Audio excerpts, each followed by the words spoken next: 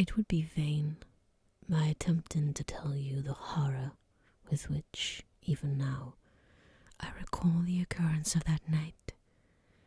It was no such transitory terror as a dream leaves behind it.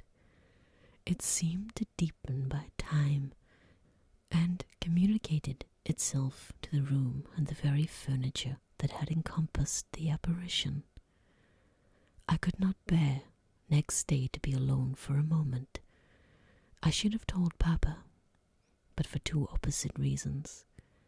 At one time I thought he would laugh at my story, and I could not bear its being treated as a jest. And at another, I thought he might fancy that I had been attacked by the mysterious complaint which had invaded our neighborhood. I had myself no misgiving of the kind, and as he had been rather an invalid for some time, I was afraid of alarming him. I was comfortable enough with my good-natured companions, Madame Perrodon and the vivacious Mademoiselle La Fontaine. They both perceived that I was out of spirits and nervous, and at length I told them what lay so heavy at my heart. Mademoiselle laughed, but I fancied that Madame Perrodon looked anxious. "By the by," said Mademoiselle, laughing, "the long lime tree walk behind Camilla's bedroom window is haunted." "Nonsense," exclaimed Madame, who probably thought the theme rather inopportune. "And who tells that story, my dear?" "Martin says that he came up twice when the old yard gate was being repaired before sunrise, and twice saw the same female figure walking down the lime tree avenue." "So he well might, as long as there are cows to milk in the river fields," said Madame. "I dare say, but Martin chooses to be frightened, and never did I see fool more frightened." "You must not say a word about it to Carmilla, because she can see down that walk from her window," I interposed, "and she is, if possible, a greater coward than I." Carmilla came down rather later than usual that day. "I was so afraid last night," she said, as soon as we were together, "and I am sure I should have seen something dreadful if it had not been for that charm I bought from the poor little hunchback whom I called such hard names. I had a dream of something black coming round my bed, and I awoke in perfect horror, and I really thought, for some seconds, I saw a dark figure near the chimney place, but I felt under my pillow for my charm, and the moment my fingers touched it, the figure disappeared, and I felt quite certain, only that I had it by me, that something frightful would have made its appearance, and perhaps throttled me, as it did those poor people we heard of. "Well, listen to me," I began, and recounted my adventure, at the recital of which she appeared horrified. "And had you the charm near you?" she asked, earnestly. "No. I had dropped it into a china vase in the drawing-room, but I shall certainly take it with me tonight, as you have so much faith in it. At this distance of time I cannot tell you, or even understand, how I overcame my horror so effectually as to lie alone in my room that night. I remember distinctly that I pinned the charm to my pillow. I fell asleep almost immediately, and slept even more soundly than usual all night.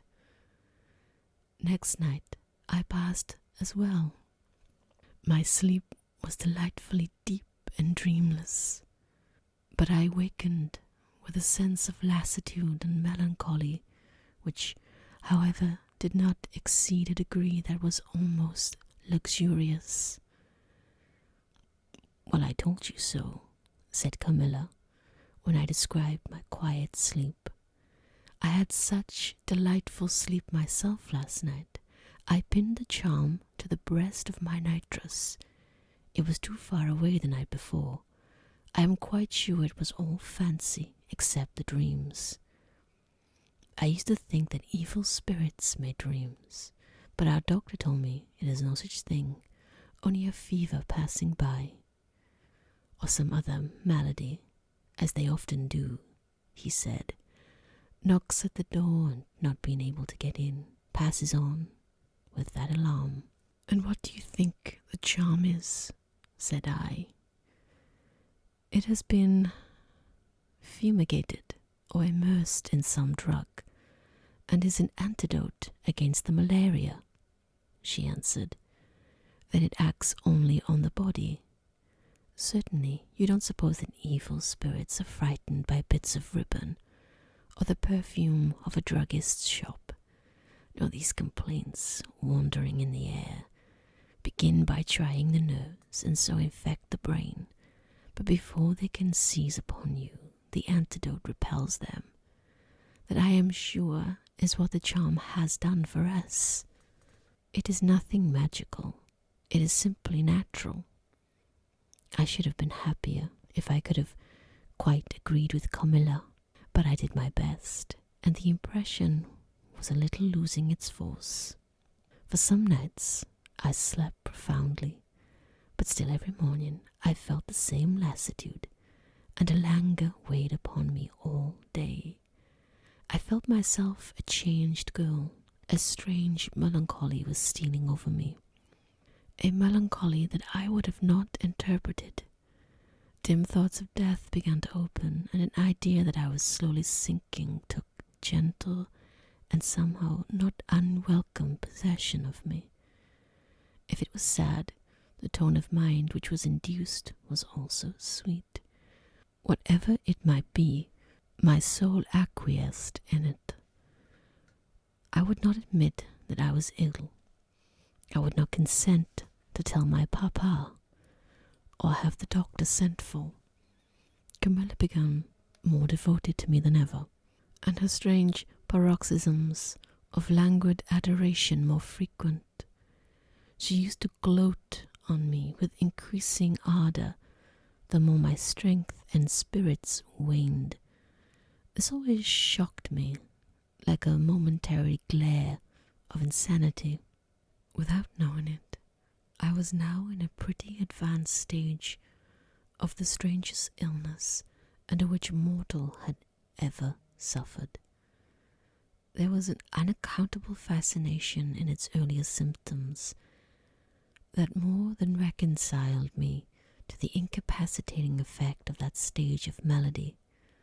This fascination increased for a time until it reached a certain point, and gradually a sense of the horrible mingled itself with it, deepening, as you shall hear, until it discolored and perverted the whole state of my life.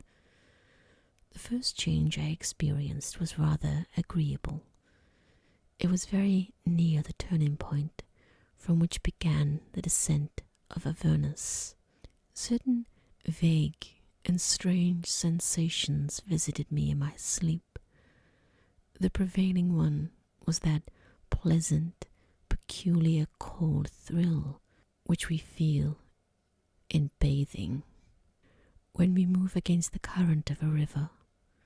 This was soon accompanied by dreams that seemed interminable, and were so vague that I could never recollect their scenery and persons, or any one connected portion of their action, but they left an awful impression and a sense of exhaustion, as if I had passed through a long period of great mental exertion and danger.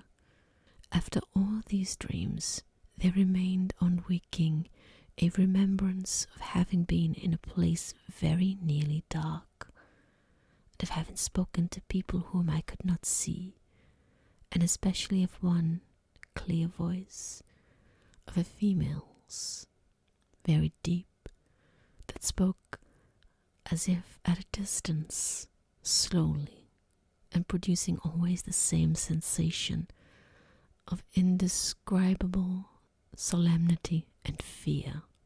Sometimes there came a sensation as if a hand was drawn softly along my cheek and neck. Sometimes it was as if warm lips kissed me, and longer and longer, and more lovingly as they reached my throat. But there the caress fixed itself. My heart beat faster. My breathing rose and fell rapidly and full drawn. A sobbing that rose into a sense of strangulation supervened and turned into a dreadful convulsion in which my senses left me and I became unconscious. It was now 3 weeks since the commencement of this unaccountable state. My sufferings had, during the last week, told upon my appearance. I had grown pale, my eyes were dilated and darkened underneath, and the languor which I had long felt began to display itself in my countenance. My father asked me often whether I was ill, but with an obstinacy which now seems to me unaccountable, I persisted in assuring him that I was quite well. In a sense, this was true. I had no pain. I could complain of no bodily derangement. My complaint seemed to be one of the imagination or the nerves, and horrible as my sufferings were, I kept them with a morbid reserve very nearly to myself. It could not be that terrible complaint which the peasants called the opium, for I had now been suffering for 3 weeks, and they were seldom ill for more than 3 days, when death put an end to their miseries. Carmilla complained of dreams and feverish sensations, but by no means of so alarming a kind as mine. I say that mine were extremely alarming. Had I been capable of comprehending my condition, I would have invoked aid and advice on my knees. The narcotic of an unsuspected influence was acting upon me, and my perceptions were benumbed. I am going to tell you now of a dream that led immediately to an odd discovery. One night, instead of the voice I was accustomed to hear in the dark, I heard one sweet and tender, and at the same time terrible, which said, "Your mother warns you to beware of the assassin." At the same time a light unexpectedly sprang up, and I saw Carmilla standing near the foot of my bed in her white nightdress, bathed from her chin to her feet in one great stain of blood. I awakened with a shriek, possessed with the one idea that Carmilla was being murdered. I remember springing from my bed, and my next recollection is that of standing on the lobby crying for help. Madame and Mademoiselle came scurrying out of their rooms in alarm. A lamp burned always on the lobby, and seeing me, they soon learned the cause of my terror. I insisted on our knocking at Carmilla's door. Our knocking was unanswered. It soon became a pounding and an uproar. We shrieked her name, but all was vain. We all grew frightened, for the door was locked. We hurried back in panic to my room. There we rang the bell long and furiously. If my father's room had been at that side of the house, we would have called him up at once to our aid. But alas, he was quite out of hearing, and to reach him involved an excursion of which we none of us had courage. Servants, however, soon came running up the stairs. I had got on my dressing gown and slippers meanwhile, and my companions were already similarly furnished. Recognizing the voices of the servants on the lobby, we sallied out together, having renewed as fruitlessly our summons at Carmilla's door. I ordered the men to force the lock.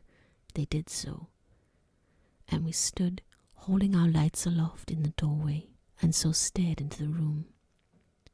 We called her by name, but there was still no reply. We looked round the room. Everything was undisturbed. It was exactly in the state in which I had left it on bidding her good night. But Carmilla was gone.